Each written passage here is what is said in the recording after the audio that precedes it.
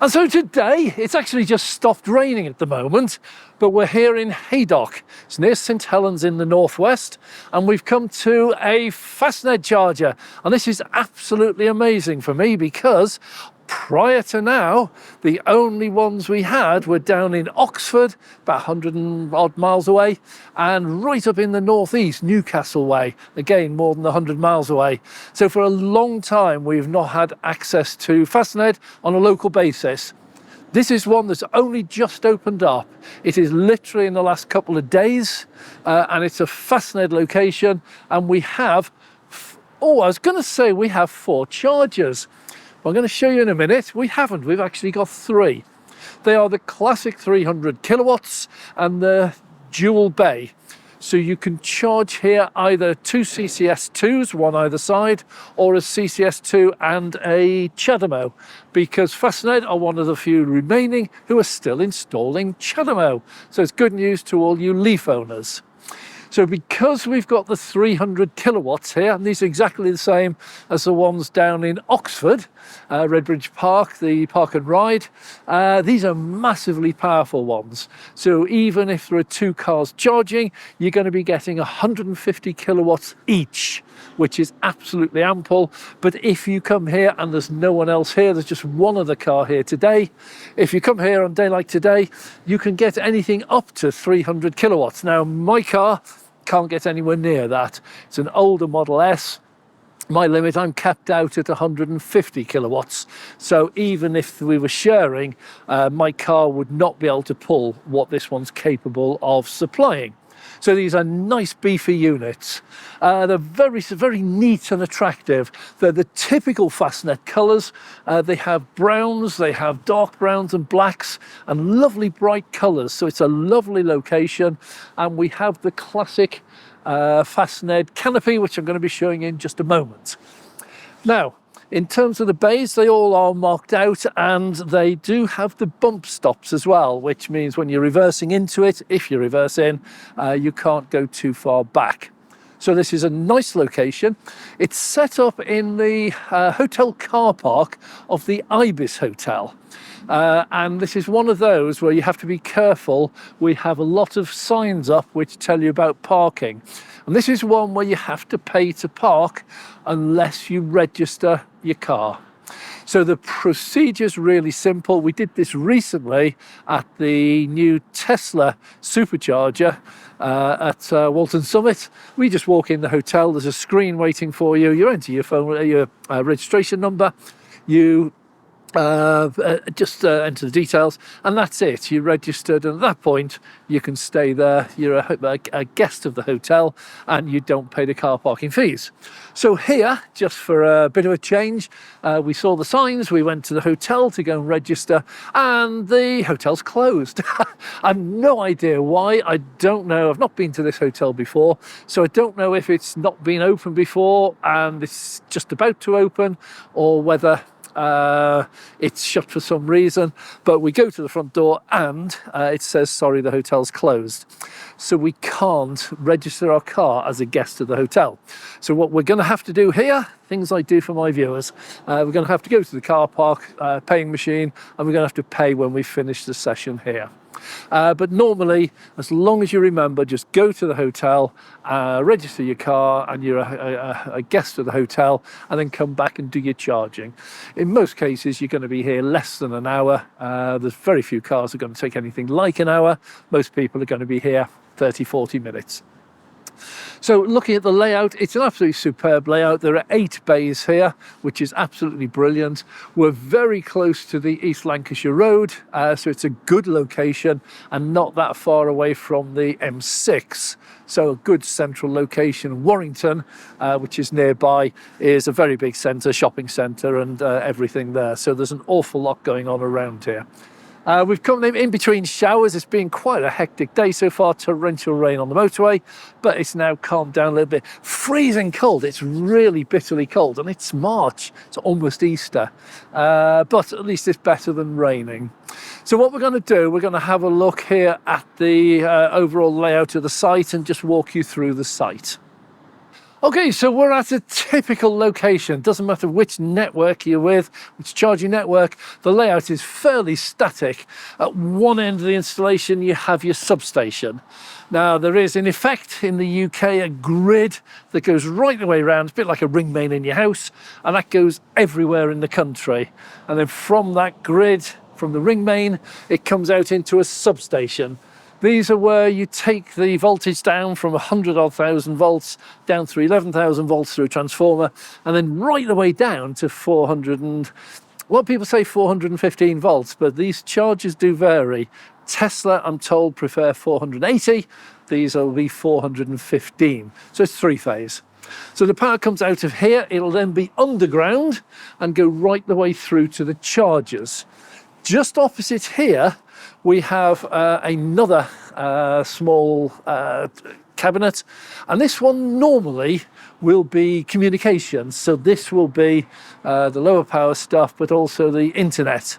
So they're communicating. So when you go on your app to find out whether any of these chargers are vacant, the app is talking to these, which is talking to the chargers, and that means that it should be virtually real time. So when you're driving here, if you look on the app, not while you're driving, of course, get your passenger to do it, but if your passenger looks on the app while you're driving here, you'll be able to see if there are any vacant chargers here.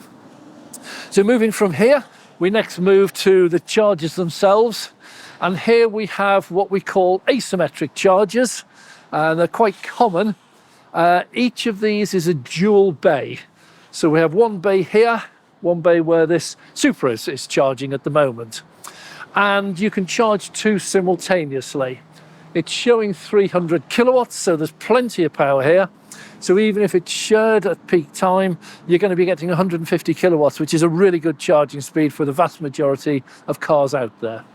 But here we have the asymmetric bit. We have two CCS2 plugs, maximum 300 kilowatts each one, and we have a CHAdeMO plug, and that's a 50 kilowatts. And the nice thing about CHAdeMO being in the middle, it can either go to that bay or this bay. It doesn't matter, it's not bay specific like some of them are. So here, either bay, you can charge with a CCS2 or with a CHAdeMO, or a CCS2 and a CHAdeMO, or two CCS2s. So it's a lovely combination. So when we come round the side, we've got a lovely big screen here. And what the screen shows you is you select one of the options. There are three methods here. You can use the Fastned app. You get that on your smartphone. I've got the Fastned app on mine. I could use that. That is priced at 69 pence per kilowatt hour.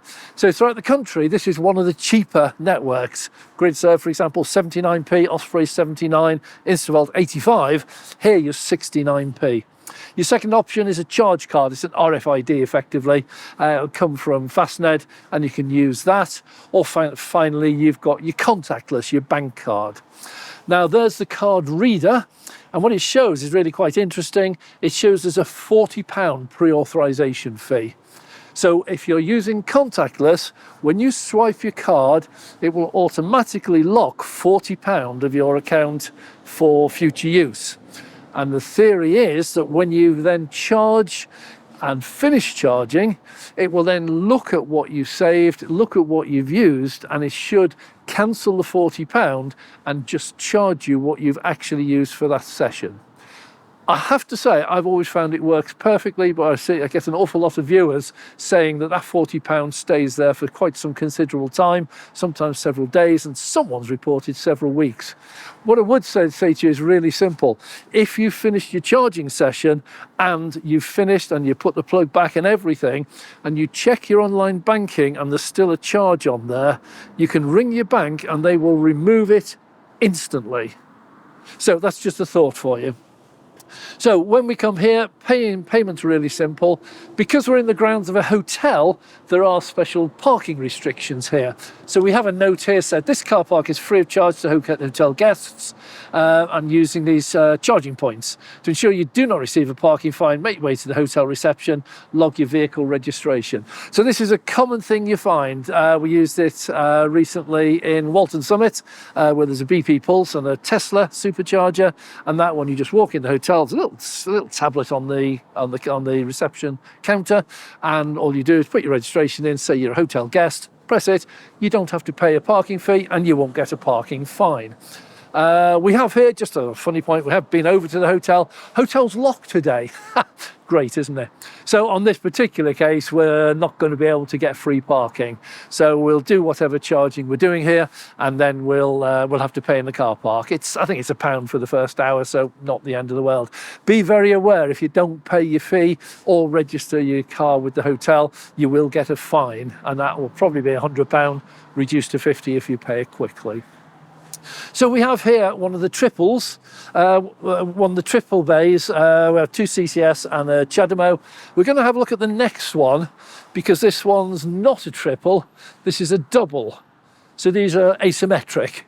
And this one is just a straightforward 2 CCS2 bays. So you can use either or both, exactly the same screen, payment, everything else. But on this particular one, there is no CHAdeMO. So if you want CHAdeMO here on this site, there's one that end, there's one that end, but not the one in the middle. So we've got now 4 bays so far, 2 CCS2 CHAdeMO, 2 CCS2. When we come up here, this is back to the triple. So we've got 2 CCS2 plugs, and we've got a CHAdeMO plug. And it's important to note that no matter what it says up here, the CHAdeMO rate is 50 kilowatts. So don't expect 300 kilowatts from one of these. So this one again, dual bay, so we can charge 6 so far. I'm going to come up here, and you don't often see this. And this is the location for a 4th charger. And you can tell how new this location is. This one hasn't even actually been bolted in. And surprisingly enough, and dangerously enough, it's not been padlocked closed. I'm not going to touch it because I don't mess about with the electrics, but it's possible if you just lift that up, you're into some high voltage electrics underneath. So I'm going to leave that alone. I'm going to assume this is a very, very temporary thing, and that sooner or later, even as early as today, someone's going to come along, drop the final charger here. The plinth is in, the cables will be in underneath, everything's here. It's just a case of dropping the final charger on, plugging it in, switching it on, because the rest of the site is live. So when that's finished, if we get another asymmetric one, this will just be a double, so 2 CCS2 plugs, and so it'll give us a total of 8 chargers in total, up to 300 kilowatts flat out, probably 150 shared if there's a group of you here, but good location, nice layout, everything's fine.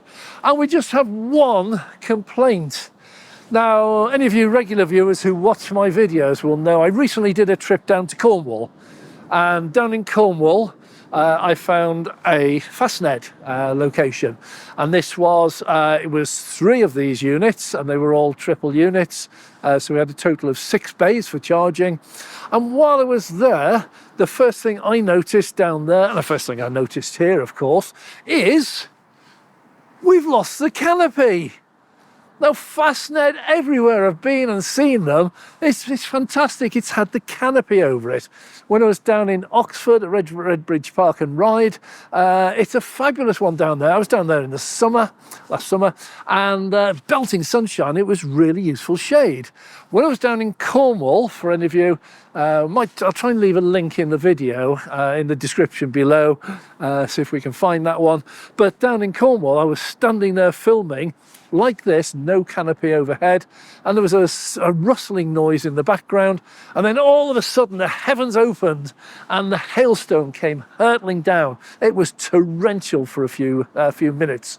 Here, when we got here, absolutely tipping down with rain again. So I don't know if it's something about Fastned and bad weather, but why no canopy? You've got these lovely posts. These are solid. These are not plastic molded or anything. These look like solid concrete pillars. They've got all the support for it. This would be absolutely ideal for putting some solar panels above. First of all, it would be shade. So if it is raining, we could film under the shade. But secondly, it'll be producing useful power, and it'll be offsetting some of the electricity these have to buy. don't understand why they're doing this. From all the photographs and videos I've seen of Fastned, particularly abroad, they seem to have the canopies on every one. Here they've just kept the colours. They've got the brown, they've got the black, and they've got the yellow. So it's a lovely colour scheme. But Fastned, can we have some canopy so we get a bit of shelter from either the sunshine, if we get a summer, or the torrential rain, which seems to be the rest of the year?